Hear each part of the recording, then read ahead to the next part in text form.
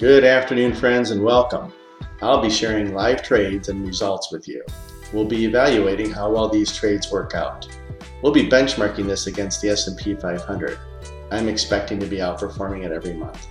Along the way, I'll also be sharing some lessons I've learned about investments, trading, and building wealth. And of course, the mandatory disclaimer. This is for educational and entertainment purposes only. It should not be interpreted as advice. And with that, let's get into it. Well, as you know, we've been trying to look at not staying out of the market too long. We think that's been hurting us.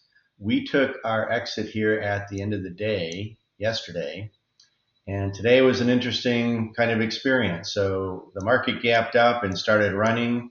We thought we were going to be in one of those situations where we're just making the worst possible trades possible, which is, selling low and buying high.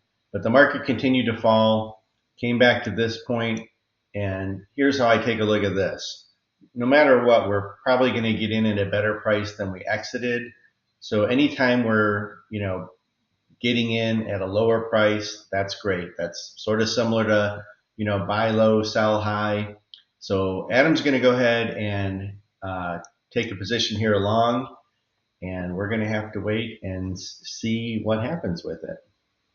Well, here it is the next day, and what happened? The market gapped up. That looked really positive, but it wasn't really able to hold its position too much. It did fall back a little bit, and here comes the big decision.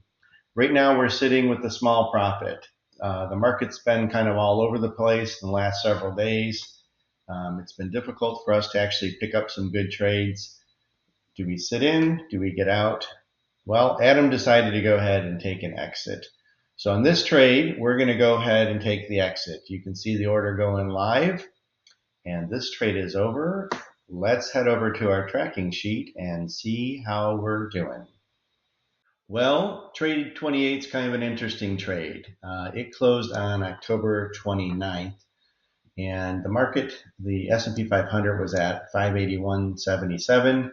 It picked up 0.53%. Year-to-date total 22.4%. Still really positive results there.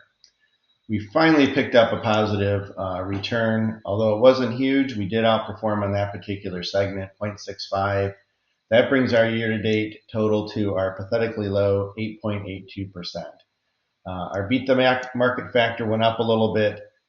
Frankly, this is, although it's a good result, it's just not, although it's a positive result, it's just not enough to pull us out of the misery that we've been in.